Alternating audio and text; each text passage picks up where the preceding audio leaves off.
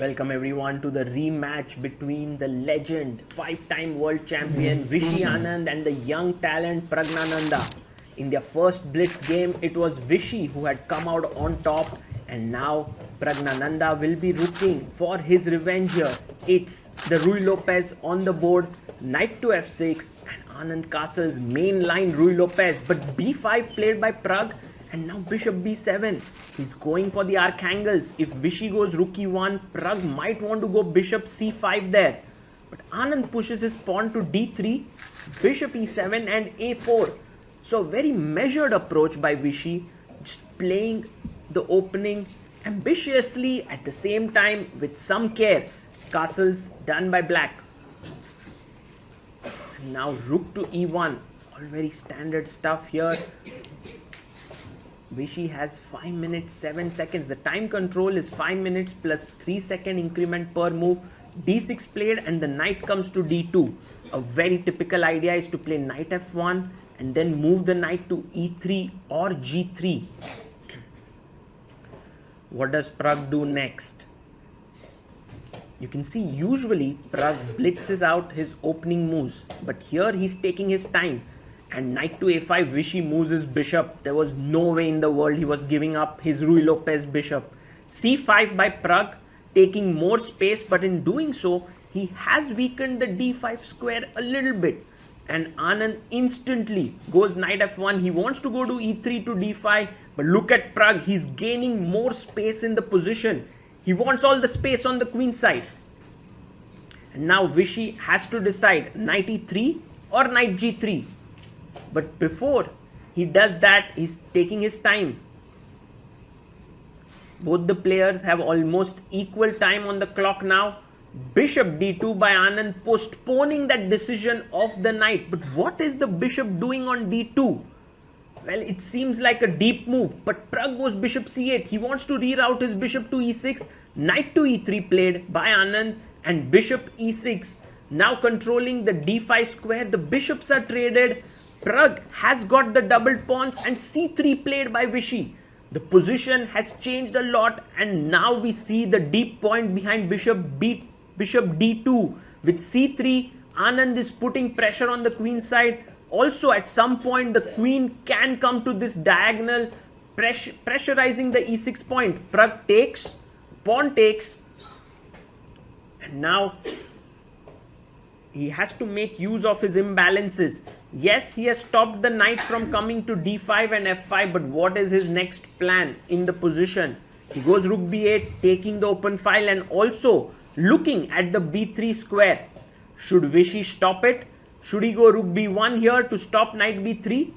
Or can he just continue? Anand says to Pragg, I don't call your bluff. You can come to b3. I'll move my rook. Yes, you can take the bishop. I'll take it back with my knight. I'm very happy with that trade. Pragg says, I'm not going to do that. I'm first connecting my rooks. And now Anand takes the file with rook b1. But who has control of the b file? Is it Pragg or is it Vishy? For now, Anand seems to be satisfied with his position here. He also has few seconds more on his clock. He has 4 minutes 36 seconds, while Praggnandhaa has 3 minutes 47 seconds here. For Pragg, it's a question. Whenever you take fe6, you want to use the open f file for your rook. So that's an aggressive option. But on the other hand, his other rook is open on the b file. So should he play positionally? Should he go for attack? These are the questions that are quite complex. And that's the reason why Pragg, a bit confused there, goes h6. He's like, let me wait for a bit and then I will take a call. But in doing so, Vishy can start building his position further. He can maybe go for the d4 break already. Will Anand break in the center with d4 or is it too soon? Will he play a waiting move with h3 just to put the ball back in Pragg's court? And Anand plays a beautiful move, queen a2, really lovely, putting pressure on this diagonal and also preparing knight c4 to exchange the knight on a5. Although the knight on a5 is not doing much, it is preventing white from making inroads on the queen side. So Vishy might want to exchange it. Pragg goes king h8. He's also waiting and he wants to know what is Vishy's next move. Anand also waits. This is getting a bit too much for Pragg now, because he has been waiting. The most natural attacking move in such positions is to put your knight on h5, and then you have sacrifices like rook takes f3 in the air, and also your knight can jump into the f4 square looking at the h3 and g2 pawns.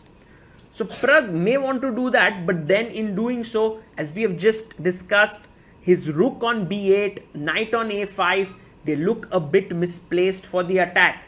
So maybe Pragg wants a more measured approach, take here, and then maybe try to get to the b file. He can't do that instantly, but that could be an idea. No, Pragg says, I am going now for the attack. But look at the time, he's 1.5 minutes behind Vishy. But now he has a plan. He can at least go all out on the attack on the king side. But Anand says, I don't mind, Pragg. I've played my knight to c4. My bishop also controls the f4 square, so your knight cannot sit there. Do you want to exchange the knights? Do you want to trade it? So for Pragg, again, a decision time. Should he take the knight on c4? No, he doesn't. He comes back to c6. And he's telling Vishy that now my knight protects the rook. So I'm going, but Vishy goes knight b6. He's gone into the position attacking the queen, and the queen comes to c7. You can't take the pawn on e6 because your knight is hanging. So Vishy first protects his knight on b6 with his pawn on a5.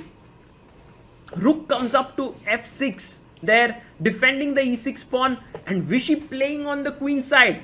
Pragg doubling on the king side, Vishy doubling on the queen side. What a clash of ideas this is. Rook to f8. Now, is Pragg really going to sack here on the f3 square? It is possible, Anand, but if he moves his knight away, then f2 pawn is hanging. So Vishy moves his bishop to e3 and tells Pragg, take it if you want. Pragg doesn't even think about it. He goes bishop to d8. And now Anand moves his knight away. He's like, now you can't sack it. I have made progress on the queen side. My king side is safe. Everything looks good. Pragg, what do you have? You are also 1.5 minutes behind on time. So all in all, Vishy has managed to control the position and is slightly better for sure. Even a very tangible edge here. Pragg has to battle the time. He has to also battle Vishy's ideas and find a way to do something. One way is to bring the queen into the game, but how can you do that? Maybe queen f7 somewhere. He needs to make that happen. Pragg goes rook g6. He moves his rook away, keeps an eye on the g2 square, also would love to then move his queen in. And Anand wants to move the knight on b6, maybe knight c4, and the point is then he can get his rook in to the position. And once the rook comes in, the a6 pawn is weak. The d6 pawn can be weak. But Anand stops in his tracks. He's making good use of his time. He has 1.5 minutes extra on the clock. He goes king h1 first. Slightly hesitant there, but I think it's a good prophylactic idea to move away. But Pragg now has a chance. He can go bishop g5, trade the bishops, and then get the f4 square for his knight. Because right now, whenever he plays knight f4, Vishy just takes it off. So with bishop g5, he can trade it. Will Pragg find this move? He has little over a minute left on the clock. Anand has nearly 3 minutes. So huge time lead there. You can see Pragg a little bit tired about this position. He just needs to find a plan, but Vishy has not given him that free space to do something. What should he do next now? Pragg down to 40 seconds. That's too little a time left with so many pieces on the board. 30 seconds. Oh my god. And he goes queen f7. He moves his queen in. For Pragg, it's now going to be sort of a do or die attack.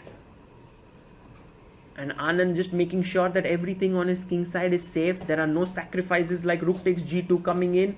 And he plays his queen to a4, attacking the knight. Now the knight should not move, because the moment it moves, Oh my god, Pragg has moved his knight because now Vishy can get in knight d7, hitting the rook, and then the rook moves in, attacking the knight and also setting up a discovered attack on the black queen.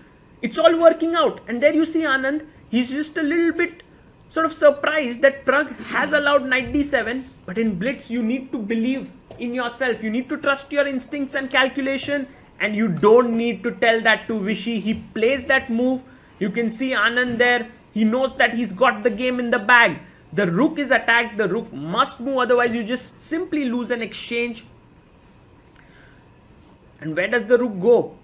The rook hardly has many spaces there. He goes rook g8. Now time for the rook to move into b7. Let's go. The rook comes in. Yes, it does. Rook b7. Pragg saves his knight instantly. Now Vishy can pick up the pawn on c5. Defending the rook and attacking the queen here. It's a very simple attack. But Vishy might be a little bit worried about his c3 pawn. So he pushes it to c4. Pragg moves in. Knight to d4. He hardly has any time. 14 seconds. While Anand has 2 minutes. He just needs to work these things out. And whether to take on c5 or do something else. Even rook eb1 looks like a fine move. But Anand is tempted with the wrong idea. He takes on e5 and then takes on g6. Now, yes, he's won a pawn. But look at the freedom that black has received in return. Pragg takes on f4, bishop f4. Yes, the d6 pawn is hanging, so need to take care of that. Look at the knight on d4. Look at the queen there.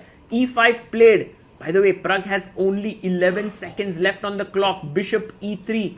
9, 8, 7, 6, 5. Pragg needs to move 4, 3, 2. Oh my god, with 1 second left on the clock, he plays queen b2 and looks at the screen with just 4 seconds in hand. My god, what is Pragg doing? Queen a1, Vishy gets a bit nervous. Pragg takes the queen, rook takes, and now brings his knight back. So he's back to 6 seconds. He's attacking the a5 pawn. Vishy defends it, and now the rook is coming into the game. So in Pragg's time pressure, it's Vishy who has made some mistakes, and now Pragg is back in the game. He, in fact, is equal. He has a lot of compensation for the missing pawn. And Anand's a5 pawn, which was actually an asset in the middle game, has now become a liability. What does Vishy do next? He doesn't want to let Pragg come and take the b file and enter with his rook. So he plays rook b1 and tells Pragg, you can take your pawn, I'll recover it with coming back. But Pragg first wants to trade the rook. So no entry to Anand on the b file. And now Vishy has all the time, but now Pragg's moves are simpler.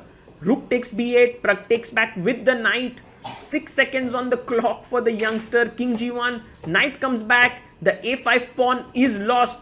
If someone is now pushing, it's actually black because he has the outside passer. King e2, and now knight comes back.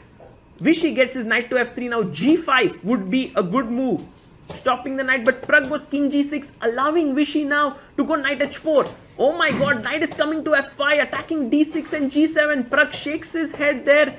Knight to f5, his pawn on d6 hanging. What does he do? He's not so pleased. Is he losing a pawn here? No, he goes knight d4. Oh my god, we are into a pawn endgame. And usually the side with an outside passer is better, but here Vishy's king is moving in faster. Oh my god, Pragg drops all the pieces, gets it back. King b6. And now Anand plays h4. Pragg must go h5 or g5 and the game is drawn. Pragg wants to play h5. He has his hand there. Draw is in his grasp. But no, he changes his mind. He goes king c6, allowing king a5, king b7 and h5. Vishy has actually tricked the youngster.